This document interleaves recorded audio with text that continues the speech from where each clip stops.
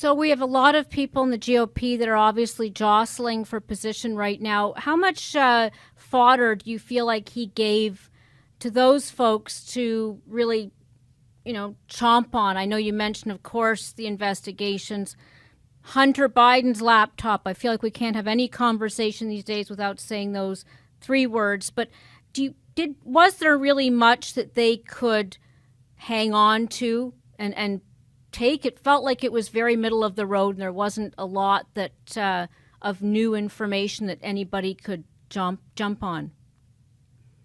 No, I think that mostly Republicans will jump on, did he really address inflation? Did he say that he was really going to do something about the border? What did you hear about crime? This president has been telling you stories of, we're going to work together. When you see that he doesn't work together, they're just going to harp on the basics. He didn't really throw out any big ideas. He didn't really throw any olive branches that would require the Republicans to do something. It was nothing. I think that kind of gave the Republicans something really new. Other than it's tough to say that he couldn't get up there and give a speech.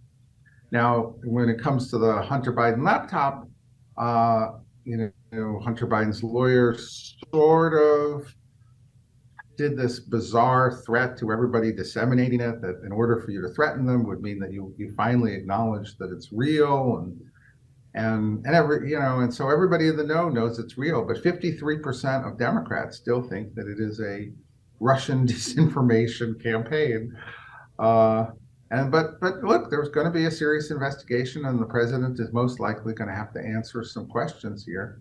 And if he gets through that, he seems reasonably well positioned to try to get into a second term, even though most, even Democratic voters, don't want him to, feel a considerable amount of unease with his age in terms of running for a second term. They rate even lower Vice President Harris. There's a lot between here and that nomination, to occur that the president's going to have to overcome. However, he is a lot better positioned now than people thought he would be 3 or 4 months ago. So let me step back before we end, because I know you're on the front lines with your business, with Stagwell, et cetera, also talking to business leaders. What is if you had to capture the zeitgeist right now as to how they are feeling? You're seeing spending, you're seeing, outside of what we've heard in politics, what do you see as the state of the economy and the priorities from the people that you're talking to and how they're planning right now? We see a level of cautious optimism. On the one hand, some clients will hold back, not want to launch a new program, wait a couple of months. On the other hand, new business flows of RFPs seem quite normal, even accelerated.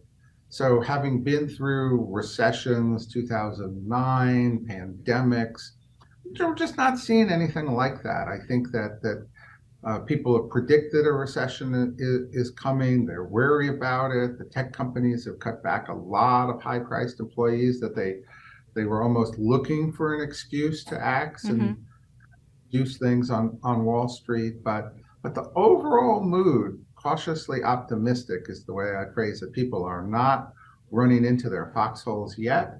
They're not, on the other hand, declaring this is over either. They're somewhere in between. And that probably sets up about the best possible condition for a soft landing. Great. Thanks for joining us, Mark. Thank you.